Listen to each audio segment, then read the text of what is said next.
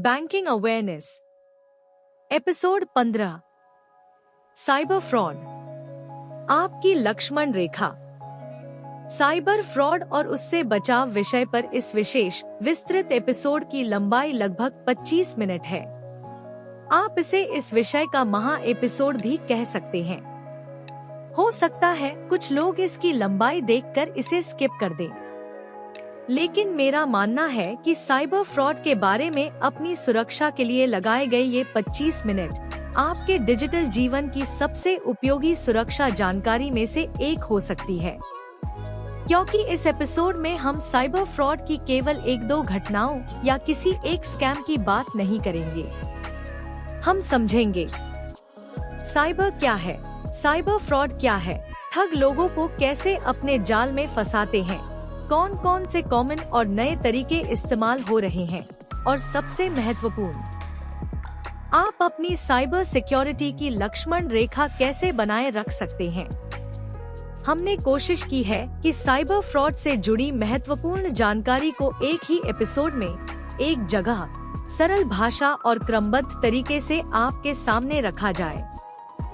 यह एक सामान्य अवेयरनेस वीडियो नहीं, बल्कि एक ऐसा रेफरेंस एपिसोड बनाने का हमारा प्रयास है जिसे आप आज देखने के बाद जरूरत पड़ने पर दोबारा भी देख सकें। और यह विशेष प्रयास हम अपने सभी मित्रों और सोशल मीडिया के दर्शकों को समर्पित करते हैं। आप इस एपिसोड को पूरा देखते हैं, अपनी प्रतिक्रिया देते हैं, कमेंट करते हैं, लाइक, फॉलो और सब्सक्राइब करते हैं। यही हमारे इस प्रयास की सबसे बड़ी सफलता होगी। तो अगले कुछ मिनट अपने लिए निकालिए, क्योंकि साइबर फ्रॉड से बचने के लिए सबसे जरूरी सुरक्षा उपकरण आपके हाथ में मौजूद है। आपका अपना जागरूक निर्णय। डिस्क्लेमर, यह एपिसोड केवल साइबर फ्रॉड अवेयरनेस और सामान्य जानकारी के उद्देश्य से है। किसी वास्तविक घटना में संबंधित बैंक और अधिकृत सरकारी साइबर क्राइम चैनल से तत्काल संपर्क करें। क्या आपको लगता है कि साइबर फ्रॉड का शिकार वही होता है जिसे इंटरनेट या टेक्नोलॉजी की कम जानकारी हो? तो यह आपकी सबसे बड़ी गलतफहमी हो सकती है। हाईली एजुकेटेड, हाईली प्रोफेशनल और ऊंचे सरकारी पदों से रिटायर्ड लोग भी साइबर फ्रॉड में अपनी वर्षों की बचत, यहाँ तक कि करोड़ों रुपए की अपनी पूंजी गंवा चुके हैं। सवाल यह है कि जब ये लोग इतने अनुभवी और शिक्षित थे, तो फिर ऐसा कैसे हुआ? क्योंकि साइबर फ्रॉड में ठग हमेशा टेक्नोलॉजी को नहीं तोड़ता। वह कोशिश करता है आपकी सुरक्षा की किसी एक कड़ी को तोड़ने की। कभी डर दिखाकर, कभी लालच देकर, कभी भरोसा जीतकर, कभी जल्दबाजी करवाकर और कभी ऐसी टेक्नोलॉजी का इस्तेमाल करके जिसकी आपने कल्पना भी नहीं की होती। लेकिन याद रखिए, आपका साइबर सिक्योरिटी साइकिल ही आपकी लक्ष्मण रेखा है। फ्रॉडस्टर कोई भी चाल चले, आपको यह लक्ष्मण रेखा पार नहीं करनी है। आज के इस विशेष एपिसोड में हम साइबर को समझेंगे।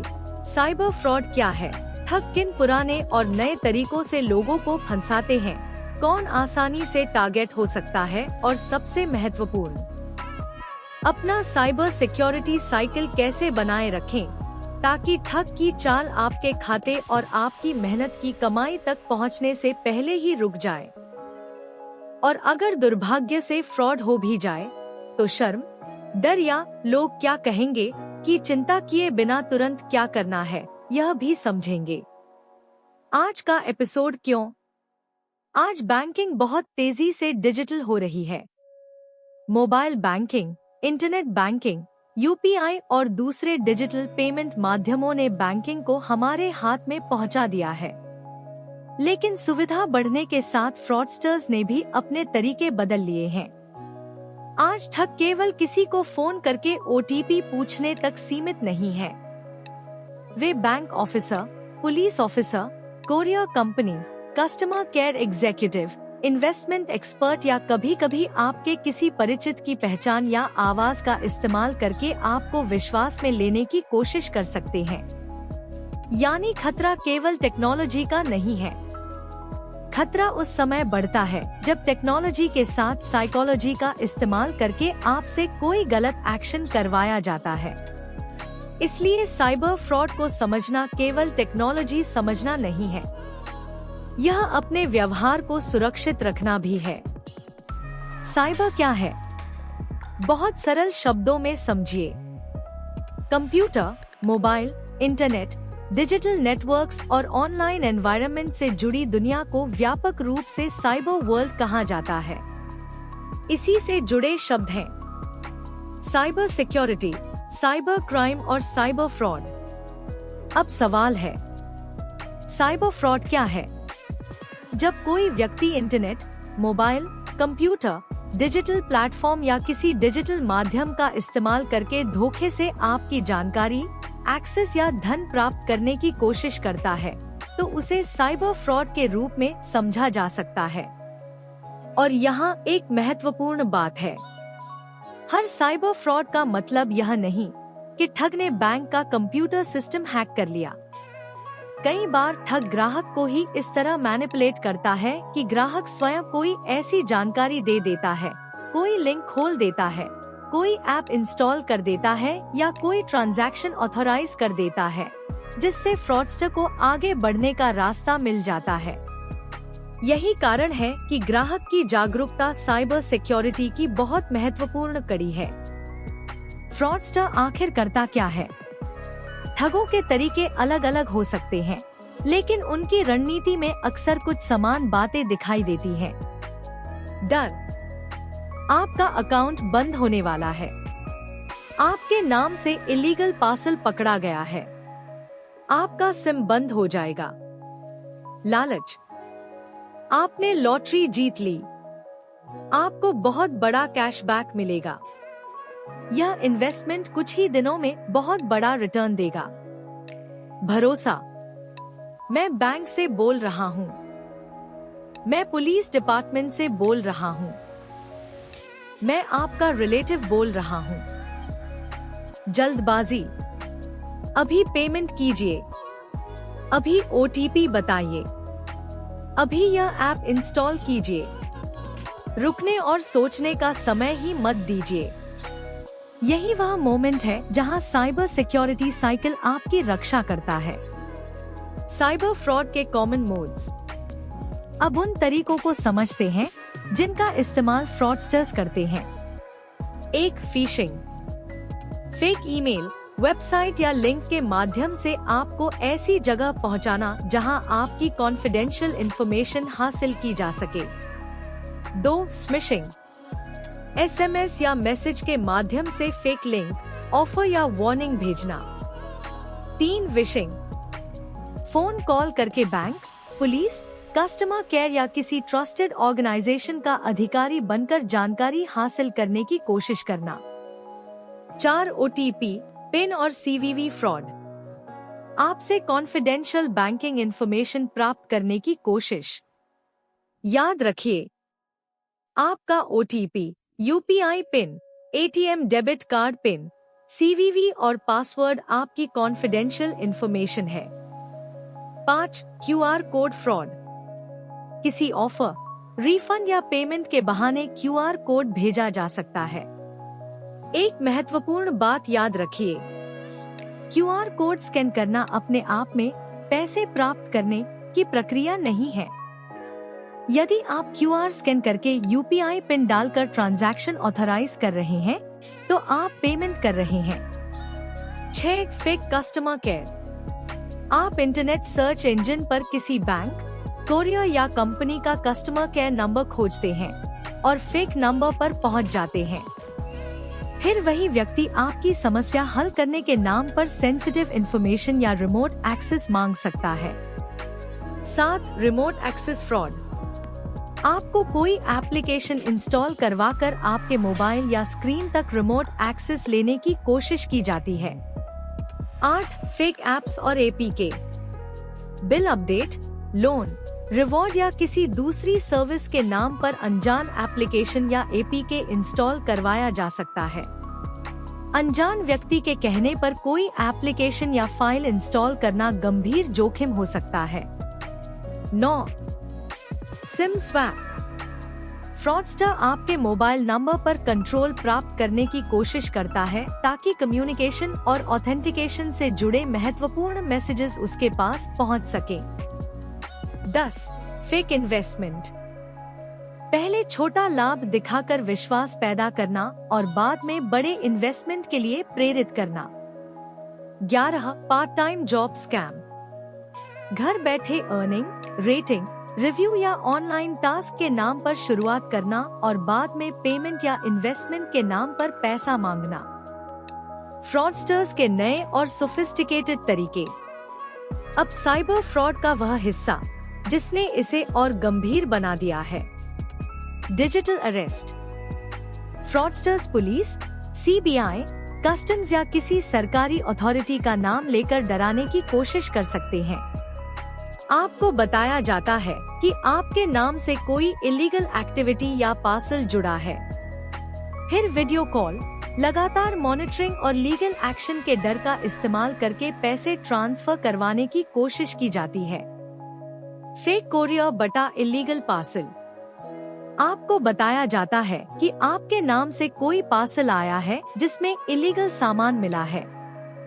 फिर डर और लीगल कॉन्सिक्वेंसेस के नाम पर पेमेंट मांगी जाती है। फेक इन्वेस्टमेंट और ट्रेडिंग। आपको इन्वेस्टमेंट एक्सपर्ट बनकर अप्रोच किया जाता है। शुरुआत में प्रॉफिट दिखाया जा सकता है, फिर बड़े इन्वेस्टमेंट की तरफ ले जाने की कोशिश होती है। AI वॉइस बटा डीप फेक। टेक्नोलॉजी की मदद से किसी परिचित की आवाज या वीडियो जैसी कन्विंसिंग सामग्री का इस्तेमाल करके इमरजेंसी का माहौल बनाया जा सकता है। मैं मुसीबत में हूँ, अभी पैसे भेजो। ऐसी स्थिति में केवल आवाज पहचान कर विश्वास मत कीजिए। Fake loan apps. बहुत आसान और तुरंत लोन का लालच देकर सस्पिशियस एप्लीकेशन इंस्टॉल करवाने की कोशिश की जा सकती है। फेक गवर्नमेंट स्कीम बटा offer. Government scheme, festival offer, subsidy, reward या दूसरे आकर्षक नामों से फेक मैसेज या लिंक भेजे जा सकते हैं। Search engine fraud. किसी कंपनी या बैंक का कस्टमर केयर नंबर खोजते समय गलत सोर्स पर भरोसा करने से आप फेक कॉन्टैक्ट तक पहुंच सकते हैं। टेक्नोलॉजी बदल रही है, लेकिन फ्रॉडस्टर का उद्देश्य वही है, आपको ऐसा एक्शन करवाना जिससे उसका फायदा हो। कौन साइबर फ्रॉड का आसान टारगेट हो सकता है?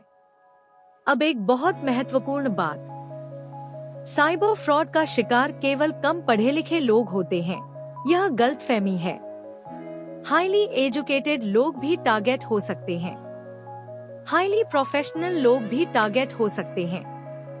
डिजिटल बैंकिंग का अच्छा अनुभव रखने वाले लोग भी टारगेट हो सकते हैं। सीनियर और रिटायर्ड लोग भी टारगेट हो सकते हैं। क्यों? क्योंकि फ्रॉडस्टर आपकी डिग्री नहीं देखता। वह उस मोमेंट को खोजता है जब आप डर जाए, आप लालच में आ जाए, आप किसी पर ब्लाइंड ट्रस्ट कर लें, या आप जल्दबाजी में डिसीजन ले लें। इसलिए साइबर सिक्योरिटी में केवल नॉलेज पर्याप्त नहीं है, नॉलेज के साथ डिसिप्लिन भी जरूरी है। साइकोलॉजिकल ट्रैप को समझिए। फ्रॉडस्टर अक्सर 4 चीजों का फायदा उठाने की कोशिश करता है। फियर, डर, ग्रीड, लालच, ट्रस्ट, भरोसा, अर्जेंसी, जल्दबाजी। यदि कोई व्यक्ति आपको इन चारों में से किसी एक के तुरंत एक्शन लेने के लिए मजबूर कर रहा है, स्टॉप। यही पहला सुरक्षा कदम है। Cyber security cycle. अब आता है इस पूरे एपिसोड का सबसे महत्वपूर्ण हिस्सा, stop, think, verify, protect, report. इसे केवल 5 शब्दों की लिस्ट मत समझिए, इसे अपनी साइबर सिक्योरिटी साइकिल समझिए। स्टॉप। कोई unexpected call, message, link, offer या वार्निंग मिले तो तुरंत एक्शन मत लीजिए। रुकिए।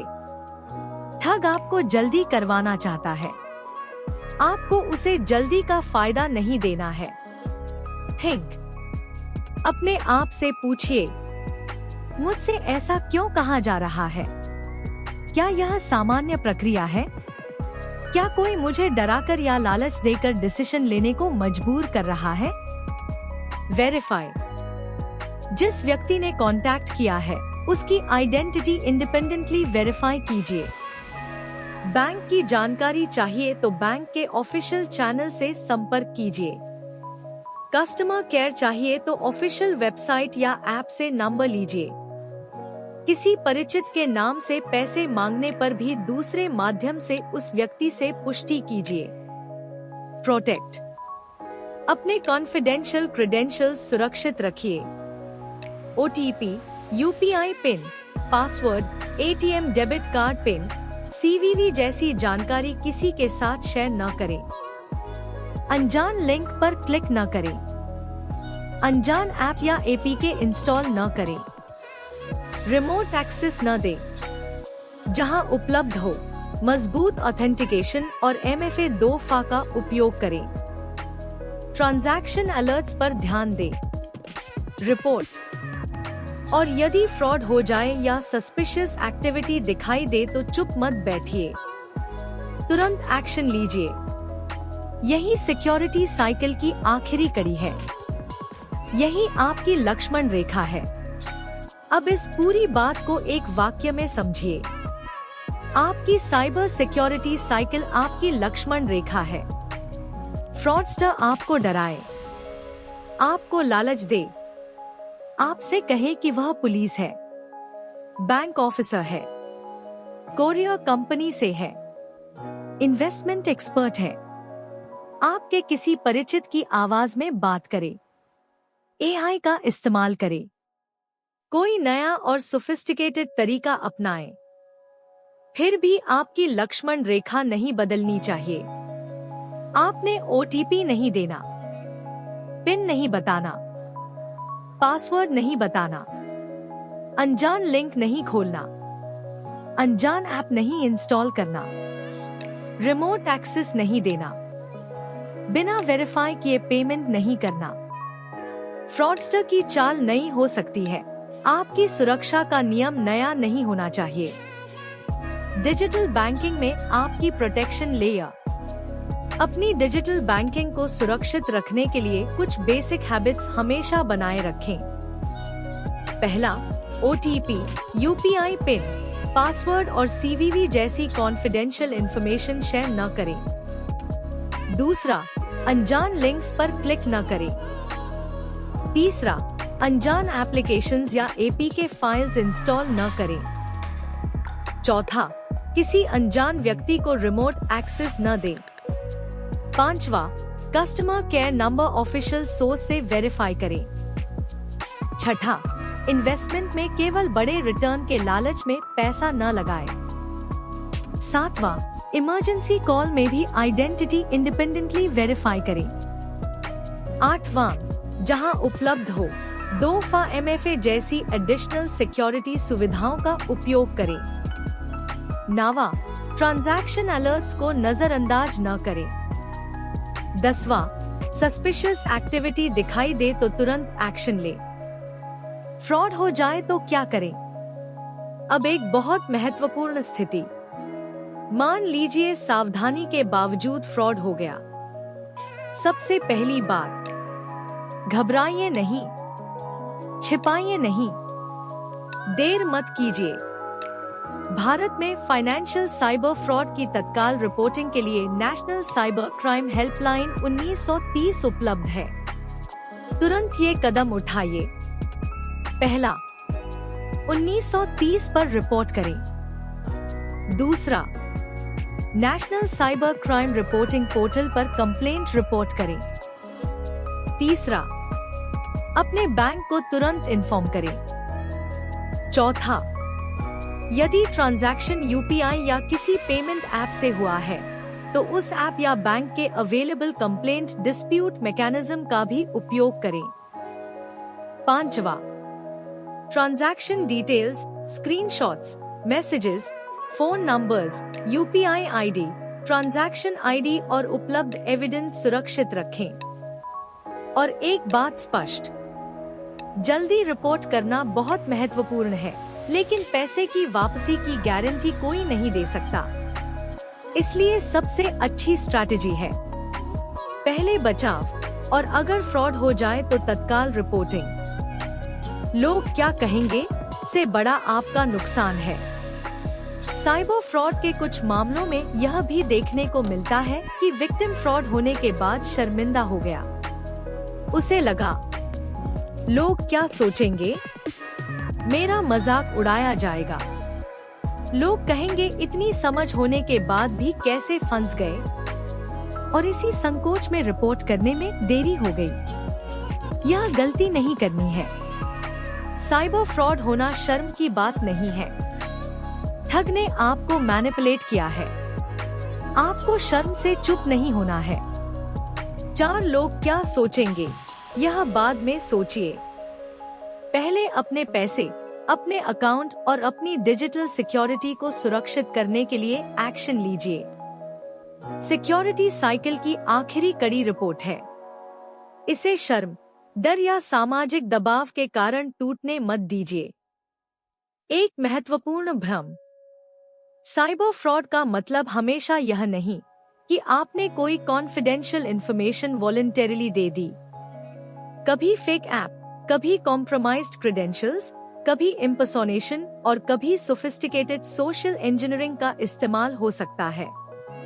इसलिए अगर कोई व्यक्ति कहता है, मैं तो बहुत सावधान रहता था, मेरे साथ ऐसा कैसे हो गया, तो उसे दोष देने के बजाय सबसे पहले उसे तुरंत रिपोर्ट करने और नुकसान को सीमित करने में मदद करनी चाहिए। साइबर अवेयरनेस का उद्देश्य विक्टिम को शर्मिंदा करना नहीं है। उद्देश्य अगला नुकसान रोकना है। गोल्डन बैंकिंग टिप, टेक्नोलॉजी पर भरोसा कीजिए, लेकिन हर डिजिटल मैसेज पर नहीं। कोई call, SMS, WhatsApp message, QR code, link या वीडियो आपको एक्शन लेने के लिए कहे तो पहले stop, think, verify, then act. यही आपकी डिजिटल बैंकिंग की आदत बननी चाहिए। बैंकिंग अलर्ट, बैंक ऑफिसर हो, पुलिस ऑफिसर हो, कस्टमर केयर हो या कोई परिचित, आपकी कॉन्फिडेंशियल बैंकिंग इंफॉर्मेशन आपकी है। OTP, पिन, पासवर्ड और CVV किसी को न दें। और याद रखिए, UPI पिन किसी ट्रांजैक्शन को ऑथराइज करता है, इसलिए उसे किसी के साथ शेयर नहीं करना है। आज की सीख, साइबर फ्रॉड से बचने के लिए यह जरूरी नहीं कि आपको फ्रॉडस्टर की हर नई चाल पता हो, क्योंकि फ्रॉडस्टर आज एक तरीका अपनाएगा, कल दूसरा। जरूरी यह है कि आपकी सुरक्षा की लक्ष्मण रेखा हमेशा वही रहे। रुकिए, सोचिए, वेरीफाई कीजिए, सुरक्षित रहिए, और अगर फ्रॉड हो जाए, शर्माइए नहीं, छिपाइए नहीं, तुरंत रिपोर्ट कीजिए, क्योंकि साइबर सिक्योरिटी साइकिल को फ्रॉडस्टर नहीं, आपकी सावधानी मजबूत बनाती है।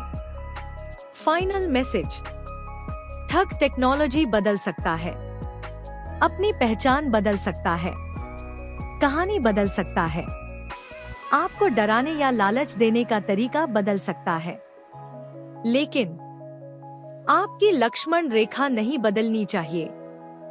उसे पार मत कीजिए। जागरूक रहिए, सुरक्षित रहिए। मैं हूँ पारस जैन, पूर्व वरिष्ठ बैंक अधिकारी। फिर मिलेंगे बैंकिंग से जुड़ी एक और सरल, उपयोगी और विश्वसनीय जानकारी के साथ। जागरूक बने, सुरक्षित रहें, स्मार्ट बैंकिंग अपनाएं। आपका सपोर्ट बनाए रखें। चैनल को लाइक, शेयर, फॉलो, सब्सक्राइब करें।